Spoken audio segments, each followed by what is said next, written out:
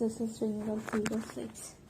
I am sorry, मैंने काफ़ी समय से नए एपिसोड नहीं डाले हैं बिकॉज़ अभी ऑडियो लेवल के लिए बहुत सारा काम चल रहा है और सारा टाइम एडिटिंग के लिए जा रहा है, तो दैट्स वाई नहीं अपडेट कर पाती मैं। तो I am really sorry, but मैंने काफ़ी टाइम से कुछ लिखा भी नहीं है, तो आज शायद बहुत सारी मिस्टेक हो सकती हैं, पहले से ज़्यादा मिस्टेक्स, तो प्लीज़ कोऑपरेट कर लेना। संयोगिता से संबंध बनाने के बाद संयोग साइड में जाकर लेट गया। संयोगिता ने खुद को संभाला और बैठकर बोली, संयोग जी, मुझे आपसे कुछ बात करनी थी। संयोग ने अपने कपड़े पहनते हुए कहा, हाँ बोलो। संयोगिता ने कहा, संयोग जी, मैं पूरा दिन घर बैठे बैठे बोर हो जाती हूँ और मेरे पास करने के लिए कुछ भी नहीं होता है।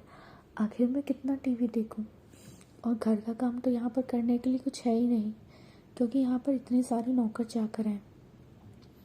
संयोग ने कहा, तो तब संयोगिता बोली, संयोग जी, आपने कहा था कि अगर मैं आगे पढ़ना चाहती हूँ तो मैं पढ़ सकती हूँ, तो क्या मैं पढ़ सकती हूँ? संयोग को इस बात में कुछ भी बुरा नहीं लग रहा था। अगर वो आगे पढ़ना चाहती है तो वो पढ़ सकती थी। अगर उसने ही तो खुद से ये वादा किया था कि वो संयोगिता को एक अच्छी ज़िंदगी देगा और उसे काबिल बनाएगा, ताकि आगे की ज़िंदगी में वो इंडिपेंडेंट हो सके और खुश रह सके। संयोग ने कहा, ठीक है, तुम्हें जो करना है तुम कर सकती हो। ये सुनकर संयोगिता बेहद खुश हो गई और उसने कहा, थैंक यू वेरी मच संयोग जी।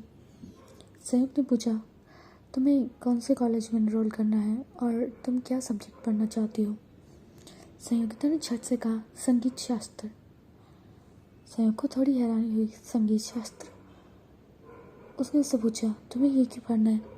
संयोगिता ने कहा, मुझे बचपन से गाने का बड़ा शौक है, तो मैं चाहती हूँ कि मैं उसी में अपनी शिक्षा पूरी करूँ।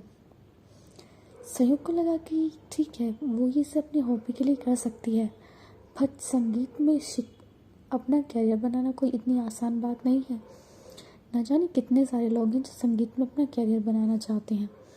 उसे संयोगिता की बेवकूफ़ी थोड़ी सी हंसी आई। भला राजस्थान के छोटे से गांव से निकली लड़की क्या सोचती है कि वो बहुत बड़ी पॉप स्टार बन जाएगी? पर संयोग ने अपने मन की बात नहीं कही, क्योंकि संयोगिता का पहनावा और रहन सहन उसे संगीत शास्त्र के में कहीं आगे नहीं ले जा सकता था। क्योंकि अगर उसको संगीत शास्त्र में जाना ही है तो उसे बाहर के लोगों से मिलना होगा, उनके साथ उठना बैठना होगा, अपने म्यूज़िक वीडियोस भी रिकॉर्ड कराने होंगे। और संयोगिता जैसी लड़की जिसका कॉन्फिडेंस बेहद लो था और वो उसके सामने ऊंची आवाज़ में बात करने से भी घबराती थी, भला ऐसा कोई काम कैसे कर सकती थी?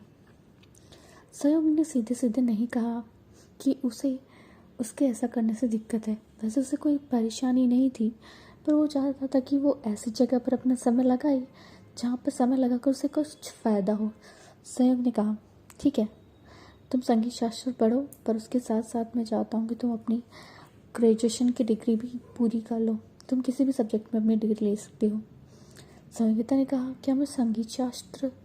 संयोग बोला, देखो, वो एक हॉबी की तरह ठीक है, पर उसमें कोई कैरियर नहीं बनाया जा सकता, और मुझे नहीं लगता कि तुम इतना अच्छा गा पाती होगी कि तुम उसमें अपना कैरियर बना पाओ।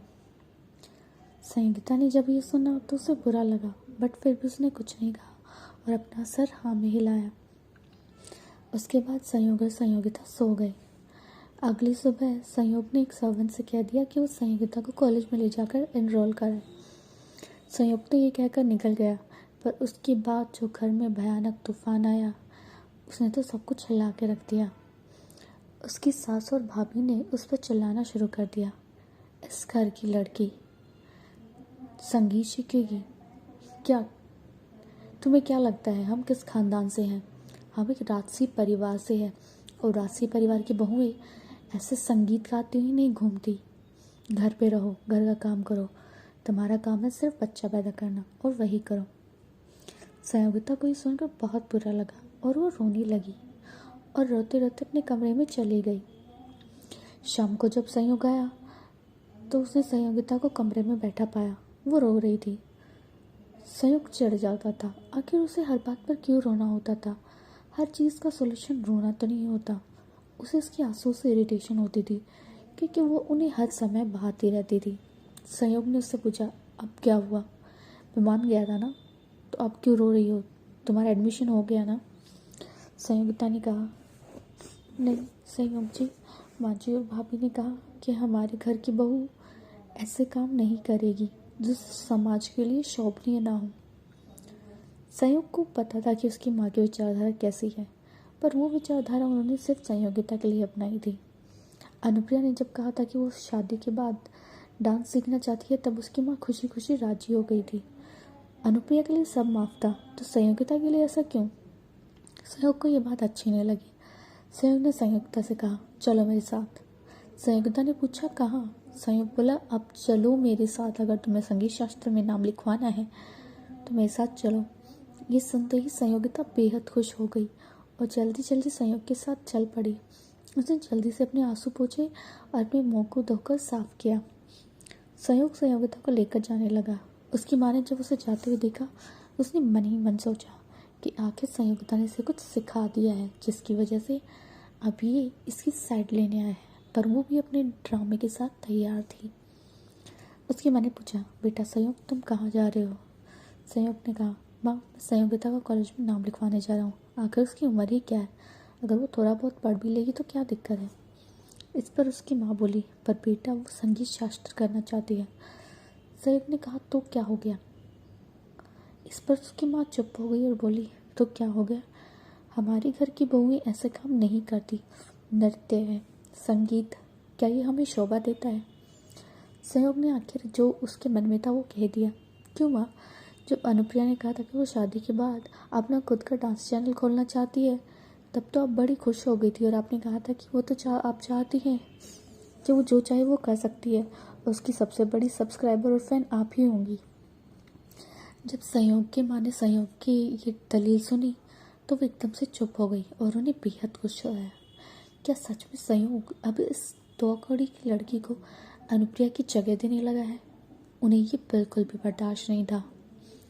तो क्या अब संयोग दिखवा देगा संयोगिता का नाम कॉलेज में?